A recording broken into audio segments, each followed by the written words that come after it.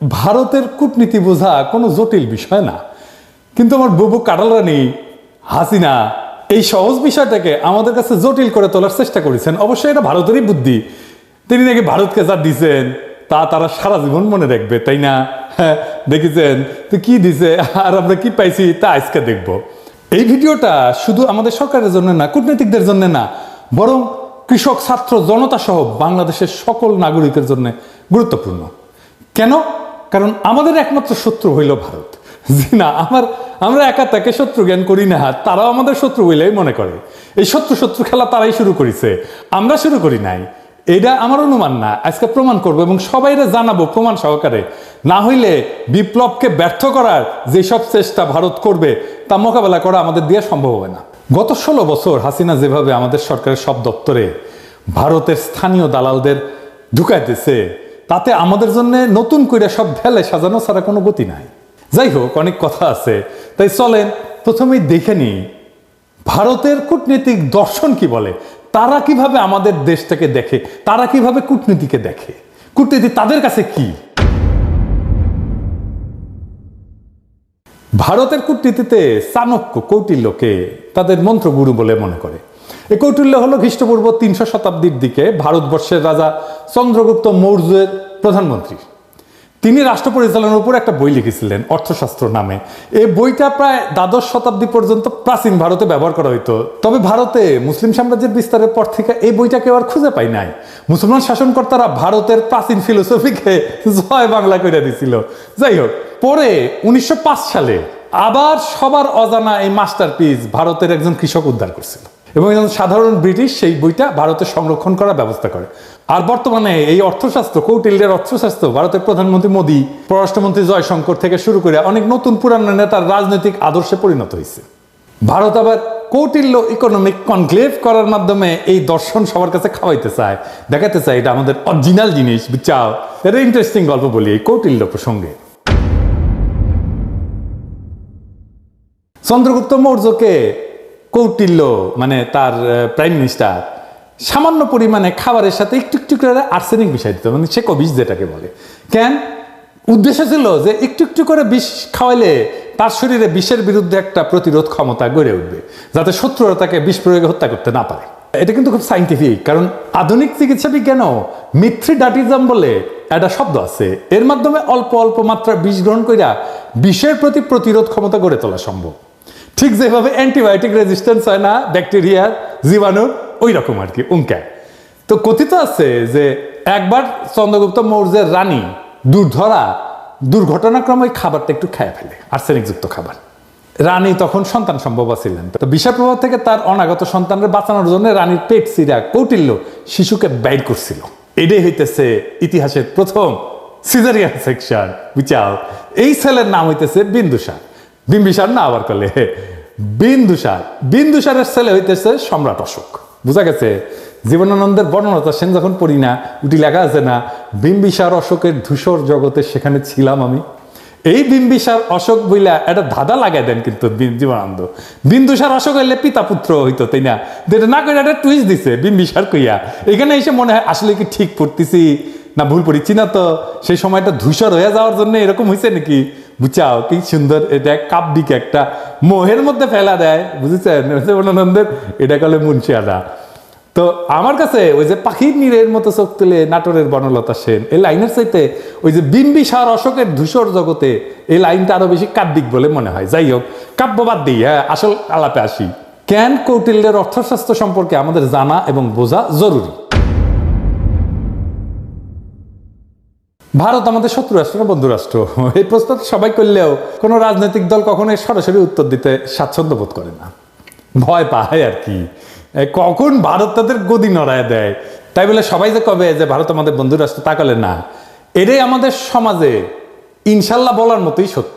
হাসিনা বাবুর আমলে তো ভারতকে বন্ধু বলাটা একটা ফ্যাশন ছিল।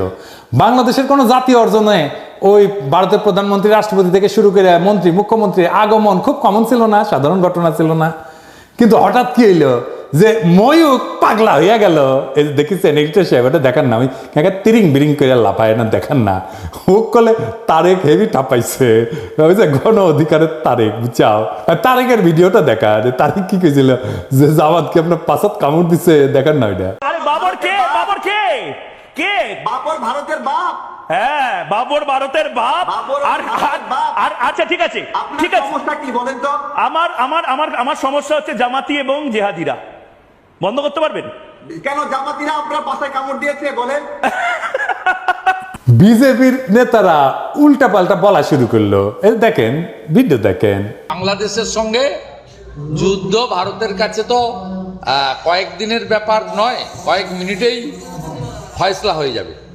তা আমরা বড় ভাই হিসেবে চিমটি কাটছে, আঁচড় কাটছে, সহ্য করছি, তো বেড়া আমরা দেবই।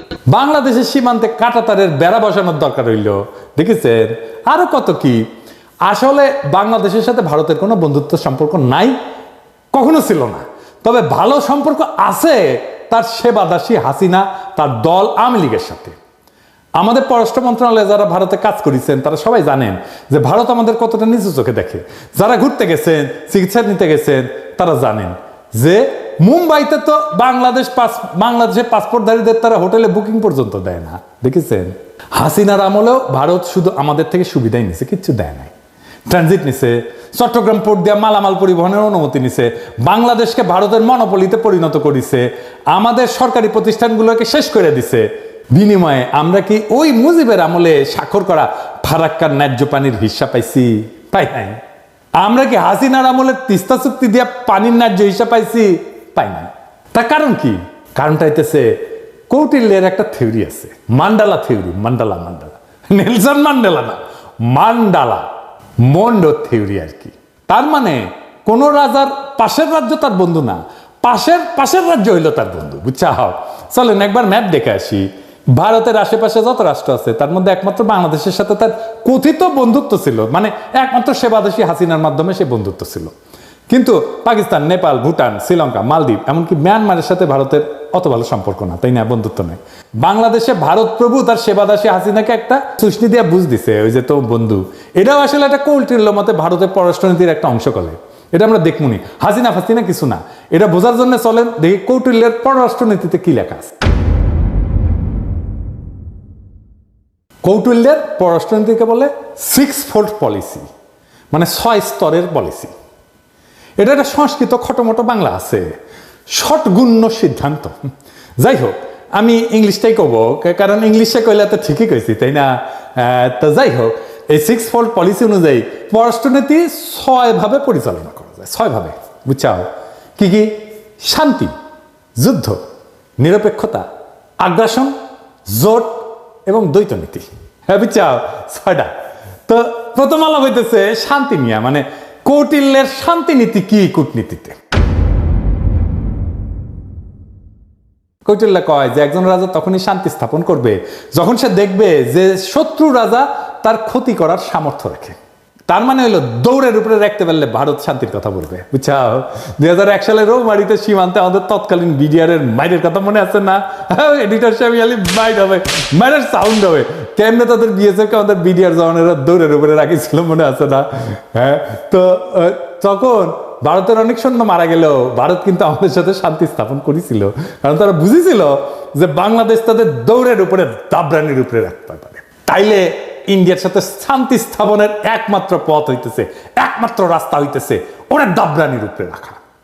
আরেকটা উদাহরণ দিই, 1962 সালে ইন্দোচীন যুদ্ধে চীনা সেনারা ভারতের সেনাদের নাকানি জমিতে খাইছিল, একটা অংশ দখল করে নিয়েছিল। ভারত তখন দ্রুত নাকে খত দিয়া চীনের সাথে শান্তি স্থাপন করেছিল, কারণ ভারত জানতো যে চীনকে আক্রমণ করলে তাদের খবর আছে, বুঝেছাও? তার মানে ওরা যত দাবরানির উপরে রাখবেন ও শান্তি শান্তি করে আপনার কাছে আসবে। 1 নাম্বার সূত্র কয়া দিলাম। তাই আমাদের সেনাবাহিনীর সাহস নিয়ে লড়াই করার কিছু ডেমো ভারতকে দিয়ে দিতে হবে। আমরা অলরেডি একটা ডেমো দিছি যখন নতুন করে বর্ডারে কাঁটাতার লাগাইতে গেছিল না, কিন্তু এটা তেমন কোনো ডেমো হয় নাই, এটা আরেকটু ভালো করা লাগবে আর কি। আবার ফাজলামি করলে না, রৌমারির কথা মনে করাই দিতে হবে, কলে মাথায় ঢুকাই দিতে হবে যে ভারতকে দৌড়ের উপরে রাখলে তারা শান্তির কথা বলবে। ওর তত্ত্ব দিয়াই ওরে মাইট দিতে হবে, ও কেমনে কূটনীতি চালায়। ওর কূটনীতির মাইন্ডে কি কাজ করে সেটা বুঝা ওর মতো যদি কাজ করেন তাইলে কেস ফতে। এবার আসেন যুদ্ধনীতি। কৌটিল্যের যুদ্ধনীতি কি?